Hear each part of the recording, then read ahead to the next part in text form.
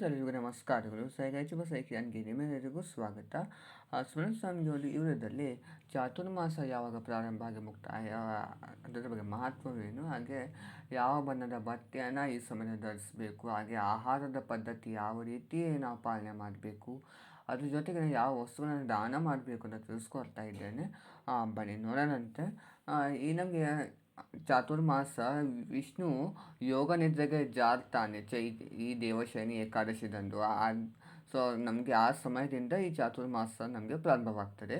ವಿಷ್ಣು ಭೂಮಿಯ ಪಾಲನೆಯನ್ನು ಶಿವನಿಗೆ ನೀಡಿ ಅವನು ಯೋಗ ನಿದ್ರೆಗೆ ಜಾರ್ತಾನೆ. ಸೊ ನಮಗೆ ಅದು ದೇವಶಯನಿ ಏಕಾದಶಿ, ನಮಗೆ ಶಯನಿ ಏಕಾದಶಿ, ಪದ್ಮ ಏಕಾದಶಿ ಅಂತ ಸಹ ಕರೆಯುತ್ತೇವೆ. ಈಗಾಗಲೇ ನಾನು ನಿಮಗೆ ಅದ್ರ ಸಾಕಷ್ಟು ಮಾಹಿತಿಯನ್ನು ಕೊಟ್ಟಿದ್ದೇನೆ.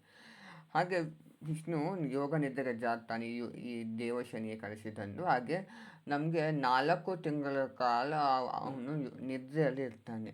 ಅಂದರೆ ನಮಗೆ ಅದು ಆಷಾಢ ಮಾಸದಿಂದ ಪ್ರಾರಂಭವಾಗ್ತದೆ. ಆಷಾಢ ಮಾಸ, ಶ್ರಾವಣ ಮಾಸ, ಭಾದ್ರಪದ ಮಾಸ, ಆಶ್ವೀಜ ಮಾಸ, ಹಾಗೆ ನಮಗೆ ಕಾರ್ತಿಕ ಮಾಸದಲ್ಲಿ ಅಂದರೆ ತುಳಸಿ ವಿವಾಹದ ಹಿಂದಿನ ದಿನ ಅಂದರೆ ದೇವಊತಿ ಏಕಾದಶಿ ಅಥವಾ ದೇವ ಪ್ರಬೋಧಿನಿ ಏಕಾದಶಿದಂದು ವಿಷ್ಣು ಯೋಗ ನಿದ್ರೆಯಿಂದ ಎಚ್ಚೆತ್ತು ಭೂಮಿಯ ಪಾಲನೆಯನ್ನು ಮತ್ತೆ ಕೈಯಲ್ಲಿ ವಶ ಮಾಡಿಕೊಳ್ತಾನೆ ಅಂತ ಒಂದು ನಂಬಿಕೆ. ಸೊ ಆದ ಕಾರಣ 4 ತಿಂಗಳ ಕಾಲ ಸಮಯ ನಾವು ಈ ಚಾತುರ್ಮಾಸವನ್ನು ಆಚರಣೆ ಮಾಡ್ತೀವಿ.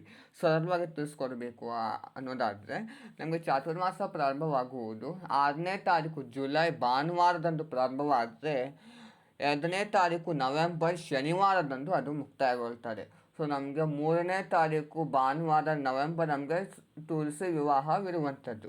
ಸೊ ಈ ಥರ ನಾವು ಈ ಚಾತುರ್ಮಾಸವನ್ನು ನಾವು ಆಚರಣೆ ಮಾಡಬೇಕು. 4 ತಿಂಗಳ ಕಾಲ ನಾವು ಈ ಆಚರಣೆ ಮಾಡ್ತೇವೆ.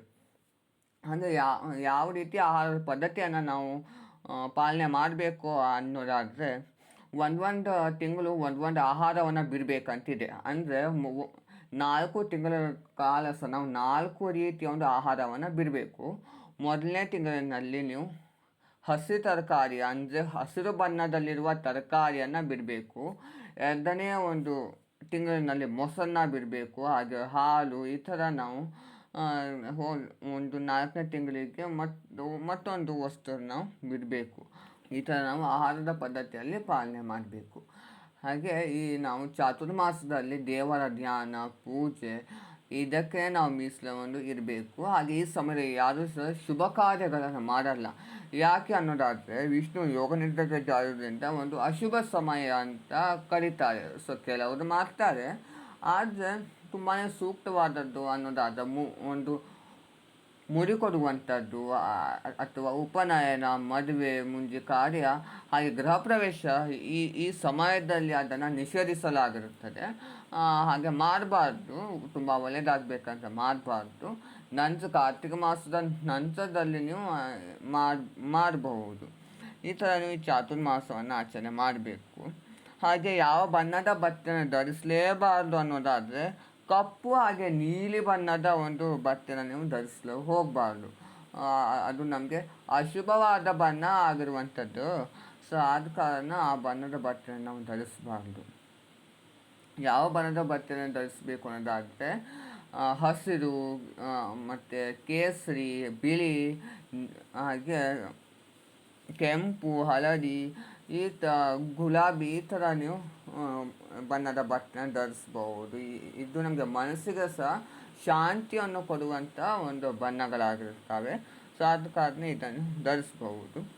ಬೆಳಿಗ್ಗೆ ನೀವು ಉಪವಾಸವನ್ನು ಇದ್ದು ಬೆಳಿಗ್ಗೆ ಇದನ್ನು ಚಾತುರ್ಮಾಸವನ್ನು ಆಚರಣೆ ಮಾಡ್ತಾರೆ. ಹಾಗೆ ರಾತ್ರಿ ಸಮಯದಲ್ಲಿ ಊಟವನ್ನು ಮಾಡ್ತಾರೆ, ಒಂದೊತ್ತು ಊಟವನ್ನು ಮಾಡ್ತಾರೆ. 4 ತಿಂಗಳ ಕಾಲ ಸಹ ಇದೇ ರೀತಿಯೇ ಆಚರಣೆ ಮಾಡ್ತಾರೆ. ಹಾಗೆ ಈರುಳ್ಳಿ, ಬೆಳ್ಳುಳ್ಳಿ, ಹಾಗೆ ಬದನೆಕಾಯಿ, ಹಾಗೆ ಇನ್ನು ತಾಮಸಿಕ ಆಹಾರಗಳನ್ನು ನಾವು ಬಿಡಬೇಕು. ಹಾಗೆ ಸಾತ್ವಿಕ ಆಹಾರವನ್ನು ನಾವು ರೂಪಿಸ್ಕೊಳ್ಬೇಕು. ಈ ಥರ ನಾವು ಈ ಚಾತುರ್ಮಾಸವನ್ನು ಒಂದು ಪಾಲನೆ ಮಾಡಬೇಕಾಗಿರುವಂಥದ್ದು. ನೋಡೋದು ಫ್ರೆಂಡ್ಸ್, ಇವತ್ತಿನ ಈ ಒಂದು ವಿಡಿಯೋದಲ್ಲಿ ನಾನು ನಿಮಗೆ ಚಾತುರ್ಮಾಸದ ಬಗ್ಗೆ ಸಾಕಷ್ಟು ಮಾಹಿತಿಯನ್ನು ಕೊಟ್ಟಿದ್ದೇನೆ. ಎಲ್ಲರಿಗೂ ಸಹ ಇಷ್ಟವಾಗಿದೆ ಅಂತ ನಾನು ಭಾವಿಸಿದ್ದೇನೆ. ಇಷ್ಟವಾದರೆ ಲೈಕ್ ಮಾಡಿ, ಶೇರ್ ಮಾಡಿ, ಕಮೆಂಟ್ ಮಾಡಿ, ಹಾಗೆ ಸಬ್ಸ್ಕ್ರೈಬ್ ಮಾಡ್ಕೊಳ್ಳಿ. Thank you.